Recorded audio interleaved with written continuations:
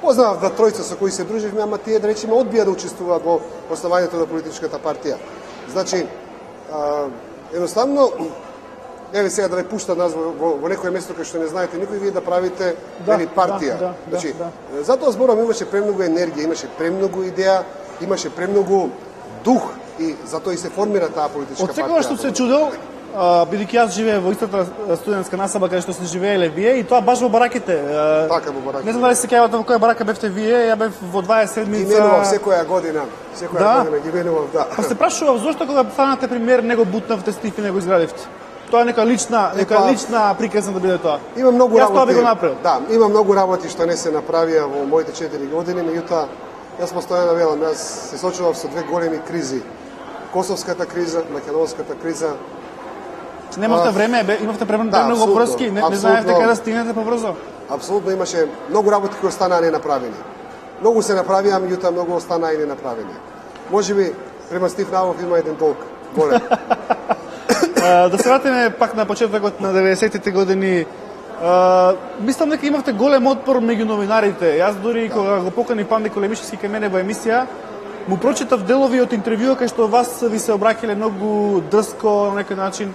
А ако знаеме дека тогаш немаше плурализам во медиумите, имаше само 2-3 медиуми. Имаше Нова Македонија, Вечер и Пулс. Имаше Вечер, Пулс се појави, не знам, тука некое време, и македонска телевизија.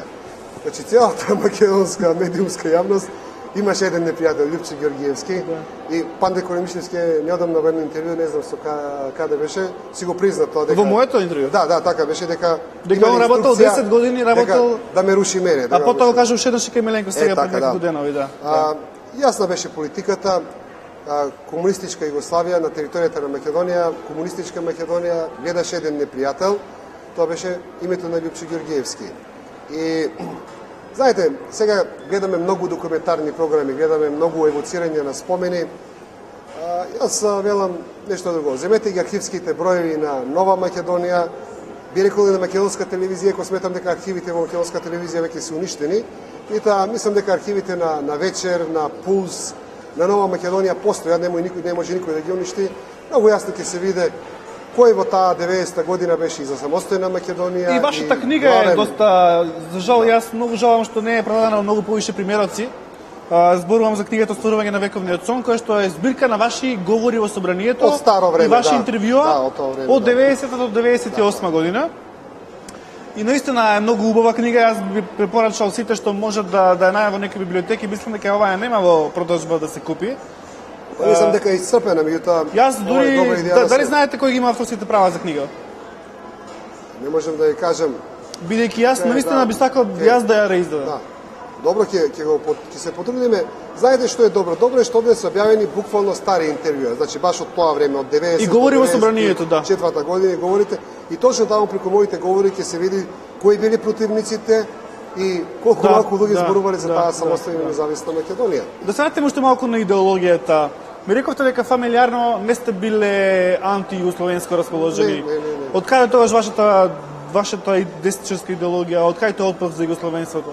Значи, сето тоа произлезе од моето читање на македонската историја. Значи, 20 години ја читам македонската историја.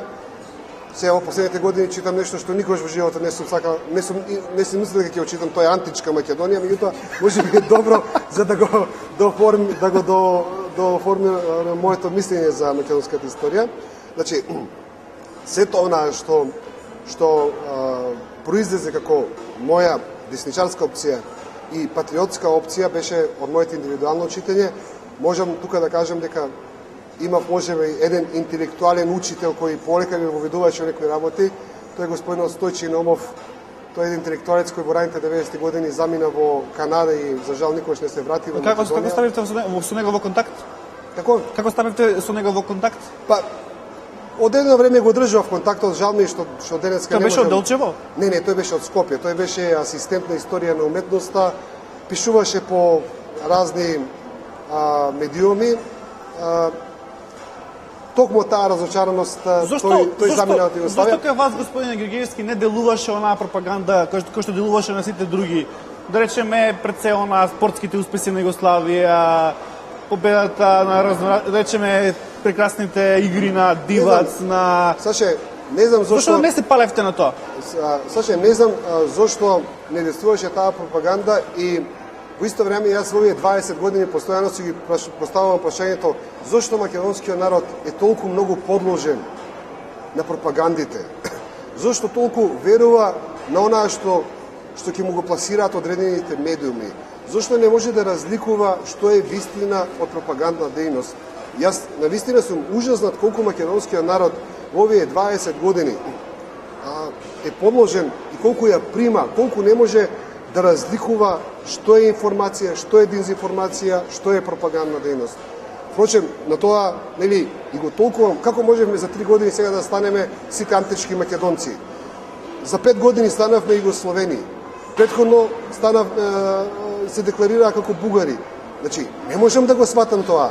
Навистина нешто има кај овој народ што очигледно тешко му е да ја разликува пропагандата од реалноста, така? Се обидувам малку како некој вид на квази психолог да инаку по повод тоа, значи не е проблемот на пропагандата во раните 90-ти години на Југославија. Ајде да речеме таа пропаганда која траеше 45 години претходно. Проблемот на раните 90-ти години што Македонија беше за Милошевиќ и цело време првите тие години кога се распаѓаше за Југославија, Македонија беше перманентно како мнозинство, како јавност, како политичка интелектуална маса со исклучок на неколку новинари. Беше промилошевичка република. Тоа беше проблемот на Македонија. Ајде да речеме за Југославија, можеш да бидеш и прохрват и прословенец, така па да бидеш за Југославија. Ние буквално бевме против Словенија и против Хрватска, кои се бореа за поголема самостојност на републиките, за поголема автономија на републиките во таа прва фаза. Ние бевме за Милошевиќ за време. По градските автобуси вие имавте слики на Милошевиќ, по камионите имавте слики на Милошевиќ. Во моето интервју со Денко Малески, кога прашав дали ние закаснивме со осамостојувањето, цитирајќи ве вас во вашата книга, тој ме одговори не, ние не задостоивме самостојувањето, Хрватска брзаше во војна.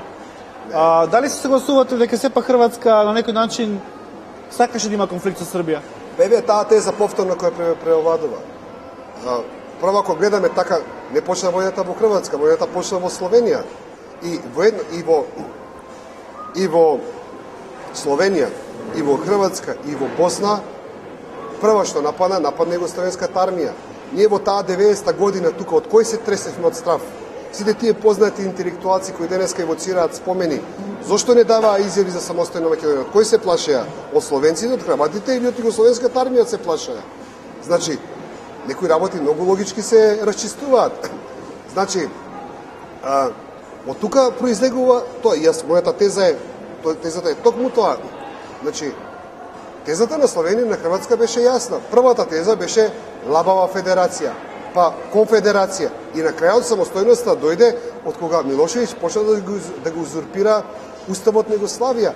Уставот на Југославија не го рушија прво Словенија и Хрватска, Уставот на Југославија го сруши Милошевиќ кога ги учи на автономните покрајни во Војводина, во Хрватска, кога го направи државниот удар во Црна Гора, која презема Црна Гора. Имаше можеби такви обиди овде и во Македонија да се направи државен удар, во Словенија, во Хрватска не му успеа. Тие, не знам како ги вика, јогурт револуција, не се така мислам беше терминот. Значи, уставниот систем на Република Југославија го кршеше Милошевиќ. Мене ми е жал што некои интелектуалци уште 20 години после тој настан не сака да ги видат причините за кршењето. Значи, проблемот на рушењето на Југославија беше унитаристичката позиција на Милошевиќ. Значи, сепаратизмот на Хрватска и на Словенија, јас ќе потсетам таму комунистите го почнаа сепаратизмот, не го почна Туџман. Словенија сепаратизмот го почна и го завршија 10 години после самостојањето на Словенија. Комунистите си владееја со Словенија, ама не такви комунисти како кај нас, туку комунисти кои зборуваат за самостојна Словенија. Сепаратизмот во Хрватска го почна исто така хрватските комунисти, него Туџман дојде отпосле. Значи, сепаратизмот на Словенија и на Хрватска се создаде како унитаризмот, после како реакција на унитаризмот кој сакаше. Но прашањето е следно, дали тоа она што го направија Глигоров и Денко Малески и Црвенковски, дали беше добро направено или имаше грешки тука? Пред се они пазеа многу јана да не се изнервира, да не почне некој конфликт. Вие тоа многу критикувате, мислите дека тука многу се изгуби драгоцено време и за дипломатско агитирање за наше признавање и така натаму. Значи вака, кога зборуваме за опасностите за војна за Македонија од таа рана 90-та година, повторно мораме да кажеме дека секогаш треба да потенцираме дека никој во Македонија нема намера да отвори војна против југословенската армија. Значи, ако имал некој проблем од страв, тоа била југословенската армија да не отвори војна према Македонија. Сега. Значи, проблемот можеби јас не сум бил Македонија да биде прва која ќе признае самостојност, која ќе прогласи самостојна независност.